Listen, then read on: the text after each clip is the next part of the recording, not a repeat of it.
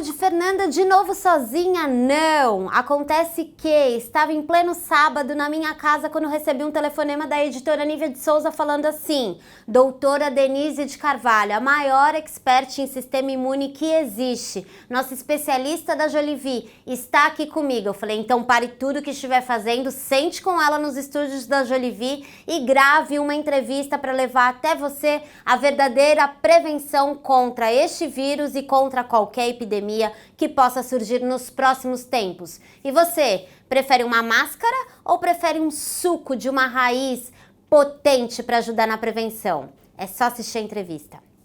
Olá, seja muito bem-vindo. Mais um Quinta da Saúde começando aqui na Jolivie e hoje a nossa convidada é ninguém menos que a doutora Denise de Carvalho. Oi, doutora, tudo bem? Olá, tudo bem, tudo bem. Muito obrigada por me receber aqui novamente, principalmente agora, nesta fase em que estamos vivendo, né? Sim, doutora, antes, da gente entrar no nosso assunto, eu quero te agradecer por estar aqui e por dividir tanto conhecimento com a gente, com os assinantes da Jolivie. Obrigada, viu? E obrigada também por arranjar um espacinho na sua agenda para vir até aqui para conversar com a gente. Um prazer, sempre um prazer estar com vocês aqui. E eu acho que o nosso assunto não poderia ser outro. Se eu estou recebendo aqui uma expert em saúde natural, eu vou ter que falar de coronavírus, né?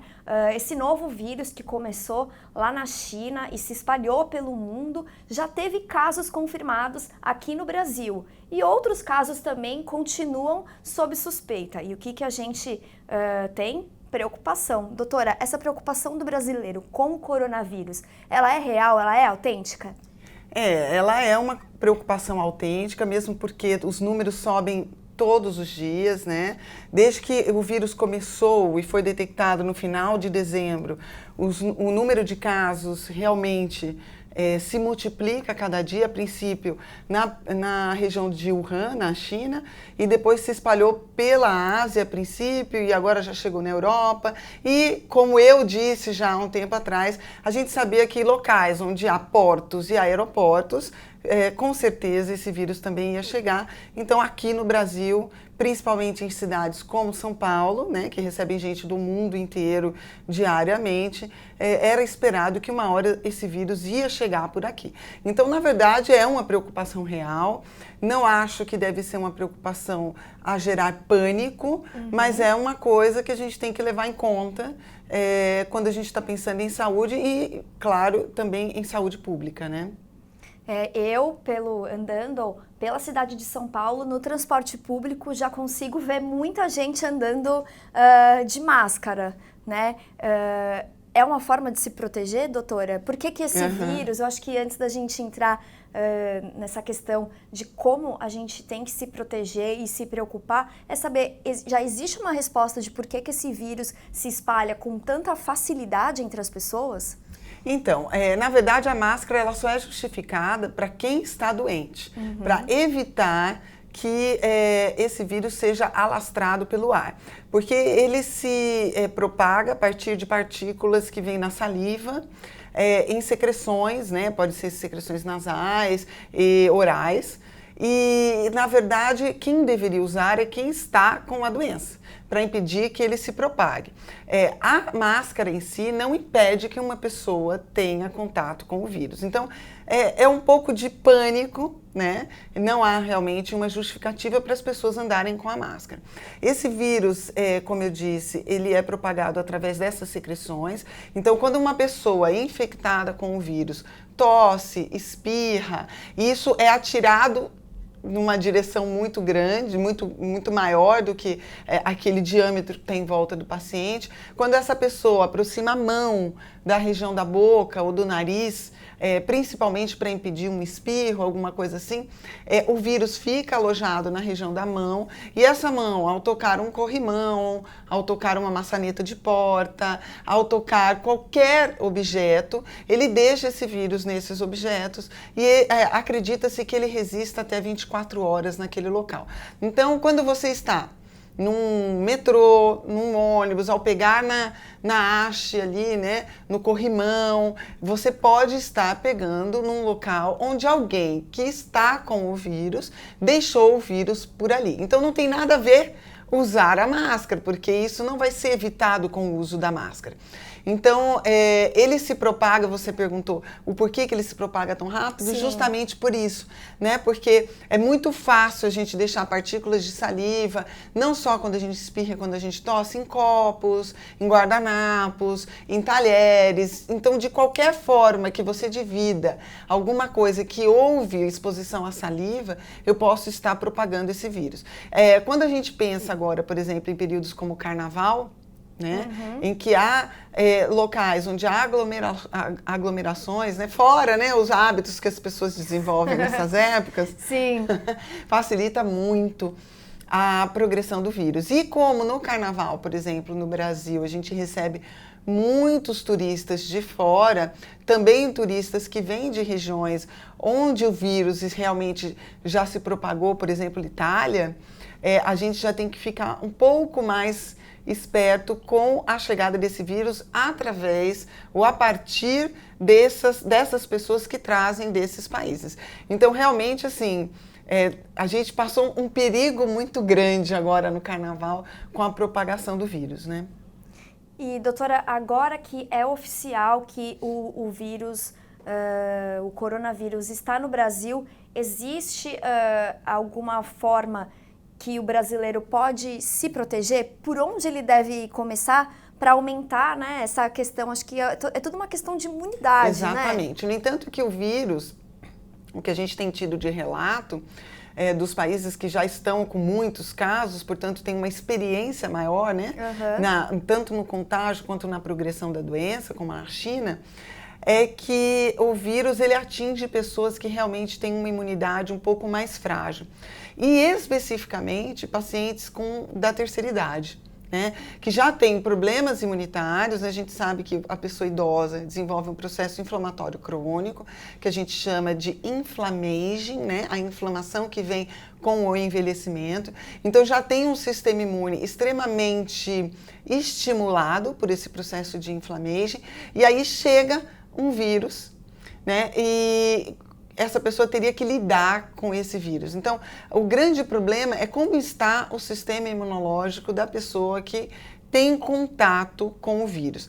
O primeiro caso aqui no Brasil, que é de uma pessoa do sexo masculino de mais de 60 anos, ele teve uma evolução muito boa, vem tendo uma evolução muito boa, provavelmente porque ele tem uma imunidade boa. Então, ter o contato com o vírus não é suficiente para que você desenvolva a doença de forma grave, de forma, inclusive, com evolução ao óbito. Normalmente, quem evolui para formas mais graves da doença são pessoas que já têm um grau de depressão imunitária, vamos dizer assim. Certo. E como que eu faço, então, doutora, para poder ter uma boa imunidade? Como que eu invisto na minha saúde e na minha imunidade? Esse eu acho que tem que ser o pensamento, na verdade, né? Empoderar o meu exército imune para que ele trave essa batalha contra esse vírus de uma forma saudável e que a gente acabe ganhando essa batalha. Veja bem, Nívia, o vírus, aliás, nenhum micro-organismo tem como objetivo matar o seu hospedeiro, porque isso seria um suicídio. O vírus também não sabe o que fazer, né? Como ele não infectava originariamente pessoas da espécie humana, ele também não sabe como o nosso sistema imune reage a ele. Porque o micro-organismo quer o quê? Que você deixe ele ficar, que ele consiga se reproduzir dentro de você e que ele não leve o hospedeiro dele a óbito, porque senão também é o óbito dele. Então existe uma questão que a gente chama de... é como se fosse um inconsciente coletivo que leva o micro-organismo a gente a tolerar este micro-organismo. Então ele continua se mantendo, se reproduzindo, sem matar o seu hospedeiro. E o que a gente tem visto é que as primeiras infecções foram mais graves, justamente porque esse micro-organismo não sabia como se comportar diante do corpo humano. E agora, com as várias mutações, porque todo vírus ele é muito mutável, ele é muito elástico, né? Então, com todas as mutações que ele vem sofrendo a partir desses contágios múltiplos, ele nós estamos nos tornando um pouco menos sensíveis a ele e ele está se tornando um pouco menos virulento, um pouco menos agressivo para a espécie humana. Então, se ao mesmo tempo a gente conseguir empoderar nosso exército imune para que a gente tenha uma força para tolerar esta invasão, melhor. Então, o que a gente teria que fazer agora, nesse momento, já que o contágio é um pouco complicado da gente impedir que ele aconteça devido às grandes variáveis, né, que existem durante esse processo, que fica difícil da gente controlar em cidades, né, do tamanho que a gente vive, então a gente deveria, na verdade, se preparar para a guerra. Né? Então, se preparar para a guerra seria empoderar esse sistema imune. E aí, para fazer isso, a gente tem muitas formas de fazer isso. E eu acho que tem um órgão principal, que você gosta muito de falar dele, que exerce um papel chave aí nessa questão da imunidade, né, doutora? Sim, os intestinos, né? Os intestinos são importantes nesse processo porque 80% do sistema imune reside nos intestinos. Por quê? Porque os intestinos são como se fosse uma grande fronteira.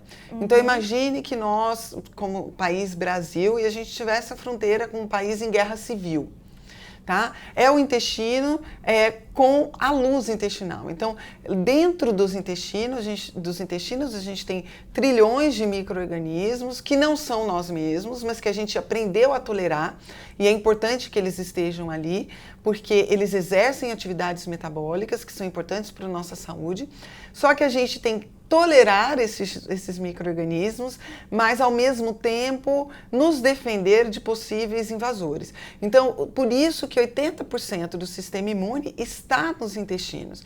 Então, é como se fosse a grande fronteira corporal. Né? Então, como em todas as fronteiras, então imaginem um país, eu tenho que ter uma polícia federal controlando a entrada e saída de pessoas. Né? Então, quando você vai cruzar o seu país, né, uma fronteira, a gente tem a Polícia Federal lá olhando os passaportes, né? Olhando se você tem ficha criminal, se você está sendo procurado, olha a foto, olha para você. É isso que o sistema imune faz no sistema digestivo. Uma fiscalização, né? Exatamente. Do que vai entrar e de quem vai sair também, porque ao né? mesmo tempo, ele tem que ser permeável. Eu quero dizer o quê? Eu tenho que deixar entrar o que eu preciso. Eu preciso deixar entrar líquidos, nutrientes, né? Os macro e micronutrientes. Então, eu tenho que deixar algumas coisas entrarem, mas eu não posso deixar qualquer um entrar. Ao mesmo tempo em que eu tenho que deixar algumas coisas saírem, porque o intestino também tem uma função de detox. Muitas coisas são eliminadas a partir dos intestinos.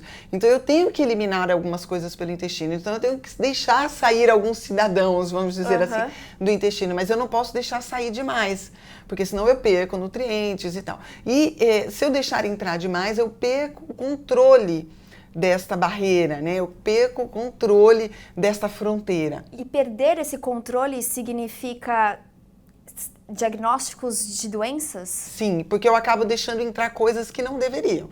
Então eu posso deixar entrar partículas microbianas, eu posso deixar entrar os próprios micro-organismos, eu posso deixar entrar estruturas proteicas de material que você comeu e não digeriu totalmente, então que ficaram parcialmente intactas, e isso não é para a gente deixar entrar nutrientes dessa forma, porque eu também ativo respostas imunológicas, porque são estruturas muito grandes, então toda vez que a minha barreira intestinal está comprometida, eu tenho um aumento da possibilidade de processos inflamatórios crônicos, eu aumento a possibilidade principalmente de doenças autoimunes, então grande parte das doenças autoimunes cursam com o aumento dessa permeabilidade intestinal. Então, é uma falha no controle da fronteira. É como se a Polícia Federal perdesse alguns dos seus agentes, vamos dizer assim, e acabasse deixando passar pessoas sem olhar o passaporte delas. Então, os idosos têm um aumento desta permeabilidade. É como se alguns, vamos dizer assim... É um aumento natural? Sim. É como se alguns funcionários da Polícia Federal fossem se aposentando e eu não tenho pessoas para colocar no lugar. Então, vai ficando um sistema de controle mais frágil. E aí, eu acabo recrutando soldados ou agentes da Polícia Federal que são mais inexperientes. E esses agentes mais inexperientes, eles são mais reativos. Então, qualquer coisa que entra, ele começa a ficar assustado e reage. Então, o que acontece? Eu fico com o sistema imune hiperreativo, ao mesmo tempo deixando entrar coisas que não deveria, nesta fronteira intestinal, então aquilo vira uma zona de estresse e o meu sistema imune fica muito preocupado com aquela região. E aí outras coisas que ele deveria combater, ele não combate. E aí vem um vírus que pode entrar pela via respiratória, a minha árvore respiratória também tem muito sistema imune, mas não como o sistema digestivo, e aí eu acabo deixando esse vírus entrar e tomar conta de um espaço que não deveria tomar, porque eu estou, na verdade, preocupado com a minha fronteira intestinal. Então, isso é comum nos idosos, além do aumento aí do resgate, na verdade, da ação de células um pouco mais imaturas e um pouco mais frágeis neste processo. Então, são células que elas têm um pouco mais de dificuldade de combater um vírus dessa magnitude. Então, é por isso que os idosos, eles têm muito mais suscetibilidade a processos mais graves quando em contato com o coronavírus. E, na verdade, não é só com o coronavírus, né? Com qualquer tipo de infecção, o idoso é muito mais frágil nesse processo.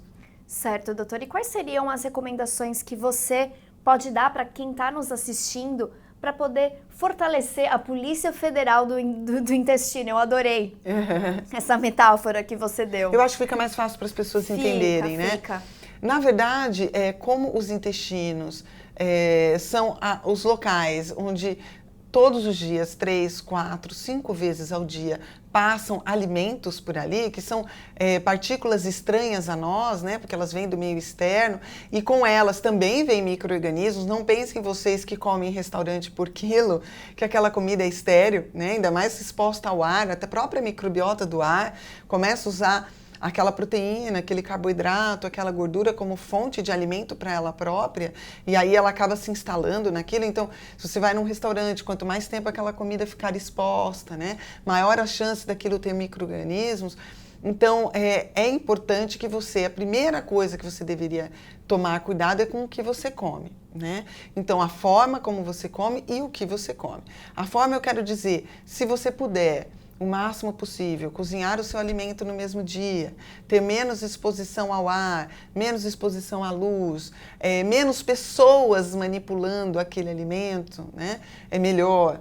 E outra coisa, alimentos em que você sabe que tem uma digestibilidade melhor, que são alimentos mais fáceis do seu sistema digestivo reconhecer como alimento. Então, é comida. Então, comer comida do dia a dia, comida natural, frutas, verduras, legumes, carnes, coisas menos que estejam em embalagens e mais que sejam descascadas, por exemplo, né?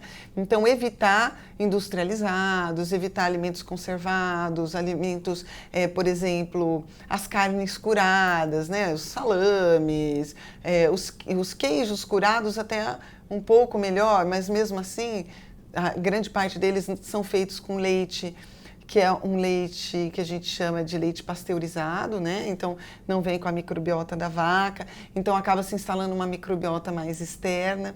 Então, depende do funcionário que manipulou aquele queijo, de como foi embalado esse queijo, como ele foi mantido sob refrigeração. Então, tem uma série de questões. Se você puder comer a comida que você faz em casa, levar a sua própria comida para o trabalho, isso é sempre o ideal. Evitar aglomerações em que hajam muitas pessoas respirando ao mesmo tempo. Óbvio que as pessoas têm que ir trabalhar, então vão pegar um metrô, vão pegar um ônibus.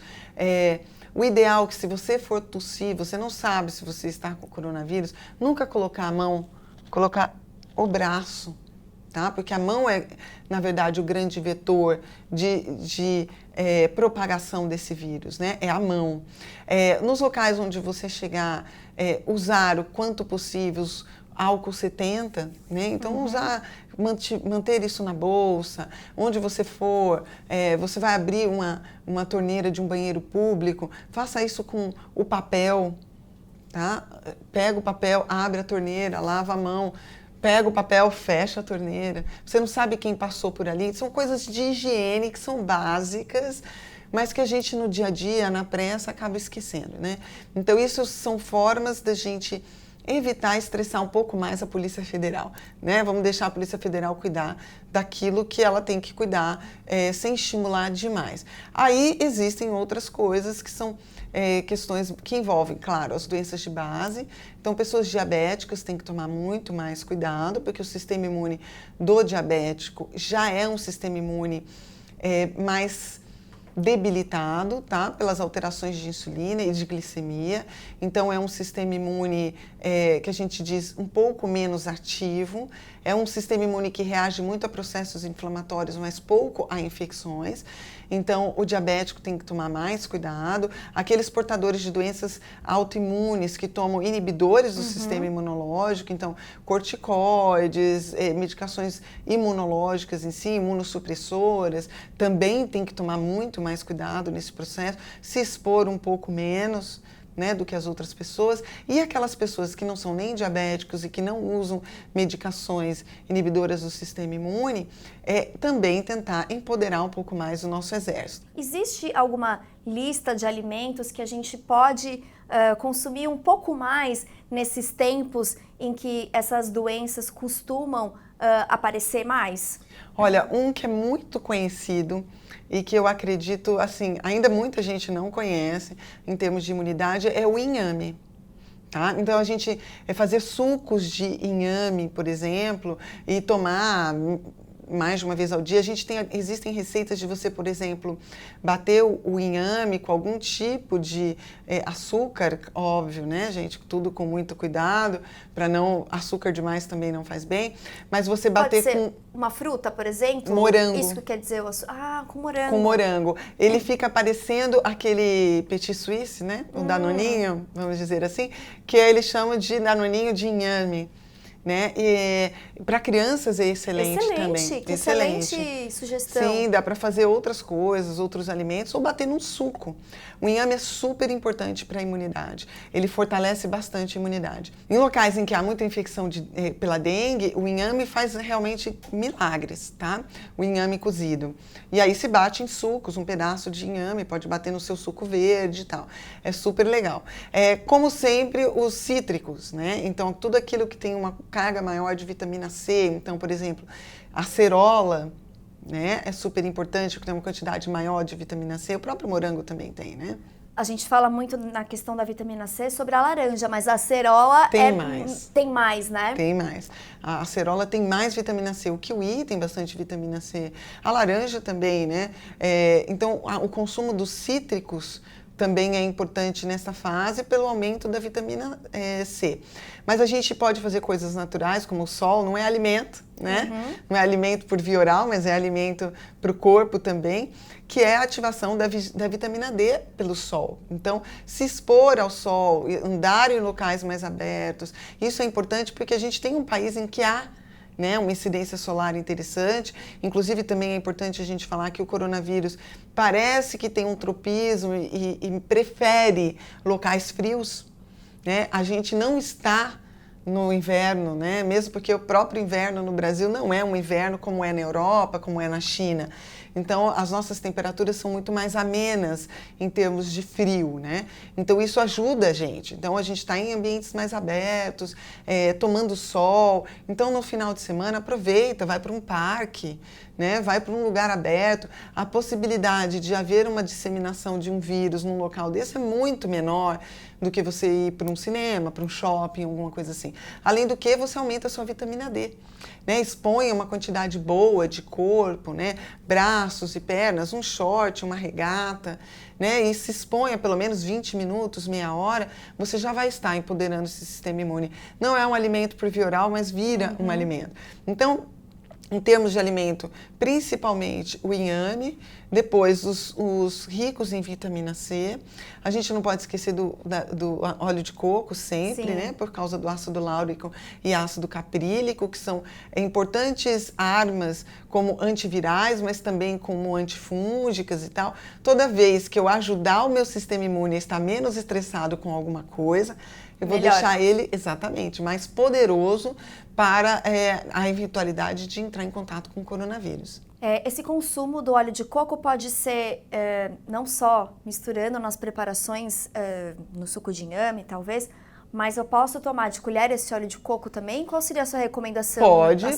Claro, sim. A única coisa que a gente tem que tomar cuidado é que algumas pessoas são sensíveis e podem desenvolver uma diarreia, né? Porque pode soltar um pouco mais o intestino.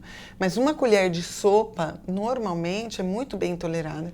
Né? Então, uma colher de sopa no período da manhã, uma colher de sopa no período da tarde.